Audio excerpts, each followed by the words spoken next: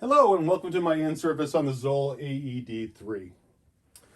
Step one to an in-service, most important thing to know for an in-service is where your AED is located. So it's important to have the whole staff find out where you're actually going to be keeping the unit so they know where to find it when they do need it.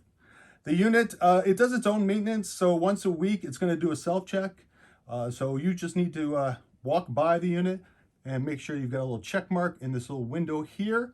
And then you want to check the expiration date of your pads. Your pads are good for 5 years, so you should be hassle-free for 5 years. Your battery's also good for 5 years, so all you got to do is remember fives. As an 8-year warranty, the pads are a new pad design that we've come out with. It's called the Unipads.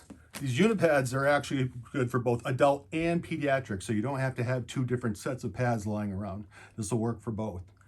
The pads have scissors in them, so you can do a quick cut down of a shirt to get to the patient's bare chest. Also, you've got some wipes in there, so if they're exceptionally sweaty, you can use the wipes. And you have a razor. If they're exceptionally hairy and you don't think the pads will stick, you can use the razor for a quick shave down. And then, of course, there's also a towel, so if there's any wetness around. So these are the pads. They're going to be normally plugged into the AED and ready to go. I got my simulation pads and my dummy here instead. So you would open this up and you would go to the sternum, find the notch there and go 2 fingers up from the end of the sternum, place your puck down. You're going to take off the backing and stick your top pad here and stick your bottom pad across the rib cage over here. If this was for a child, again, under 8 years old, you would actually rip this pad right off of the puck, place it over the top of the sternum where you're going to have your hand placement, and this pad would go all the way around the back.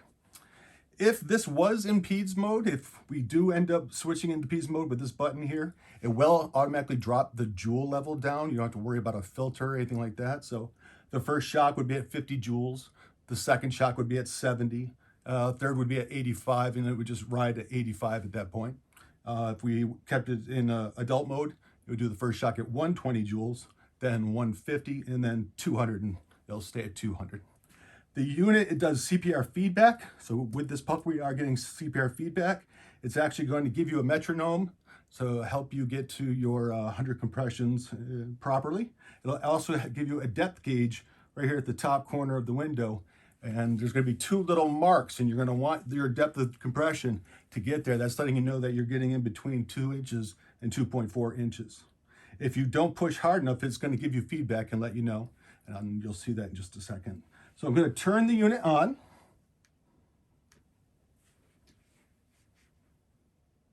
Unit OK.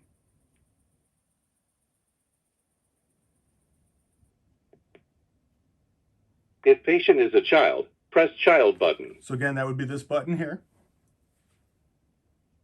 Don't touch patient. Analyzing. It's looking for VTAC or VFib. It will not charge up unless it's VTAC or Don't VFib. touch patient. Analyzing. Shock advised. Don't touch patient. So we are going to shock the Press patient. flashing shock button. Shock delivered. It's delivered the first shock. Start CPR. And we're going to start our 2 minutes Push of CPR. to match the tone. So I've got a metronome giving me the rate of my compressions.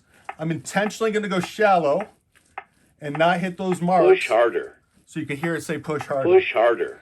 Once I start going into that 2 Good to compression. 2.4, it's going to give me good feedback. Let me know good compressions. I'm going to work on this for 2 minutes. I'm going to turn this off.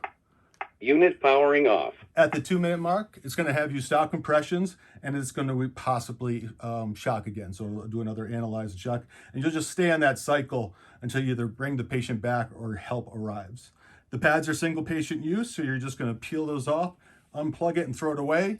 Order up your new set of pads, take it out of the box, but leave it in the bag and plug it back in, throw it on top, and now you'll have a new expiration date for your weekly self-checks. I think that's everything there is to know about the Zoll AED3, and thank you for your purchase.